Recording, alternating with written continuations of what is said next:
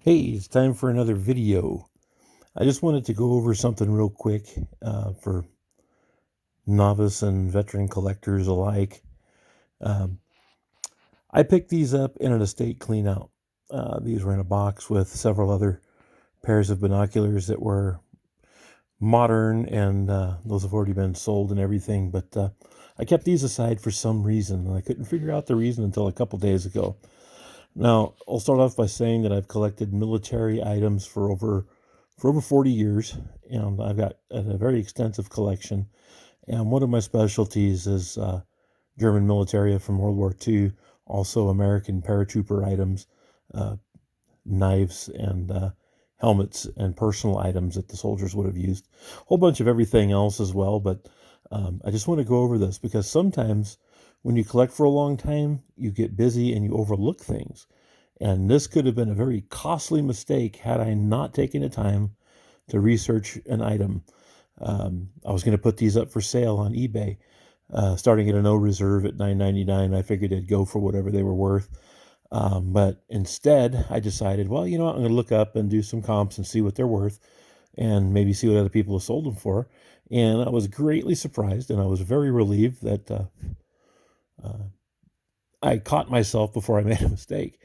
But these are pretty tall. You can see how they're slender, wide at the end, like most binoculars. Some are just straight tubes.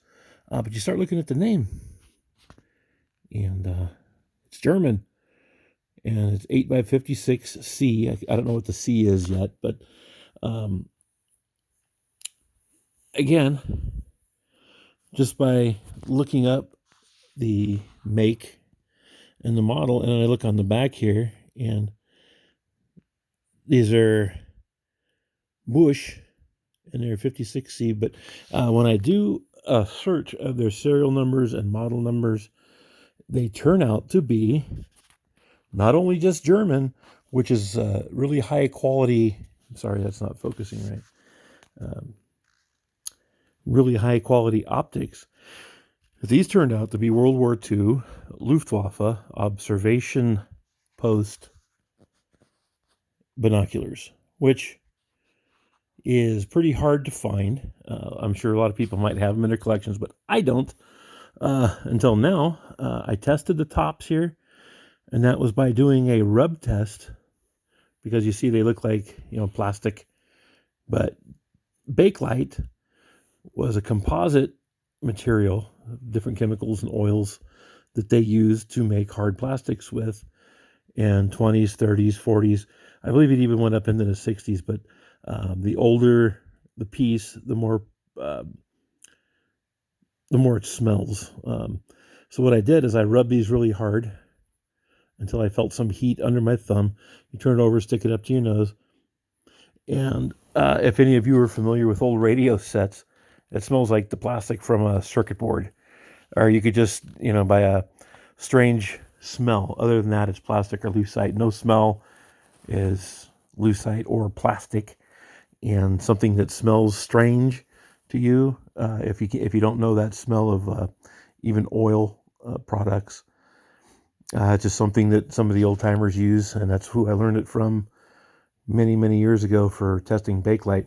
But yeah, so these retail for $750. And I know that's in a perfect world, and I know that's an asking price and not really a selling price, but some of the selling prices I saw were over $300, $400, just because they're Luftwaffe, they're German, they're from the 30s to early 40s. And so that just proves, someone can come around and they could say they're a historian or other type of collector, and sometimes we all make mistakes, and that's why it's important to check your items, do a little research on them before you sell them, because these could have been sold at a ridiculously low price. I could have found out later and regretted it. Would have been good for the person, wouldn't have been mad at the person buying it, because they're finding a good deal for their collection, and can't fault anybody for that. And but these made it into my collection, and that's where they're going to stay until I'm not able to collect anymore. The only thing I'm going to do as far as restoration to these is I'm going to go in, I'm going to take apart the barrels, the tubes, and you could see on the lenses, it's not a reflection of the rims. There's some discoloration, probably some mold and some things like that inside. You see the spots?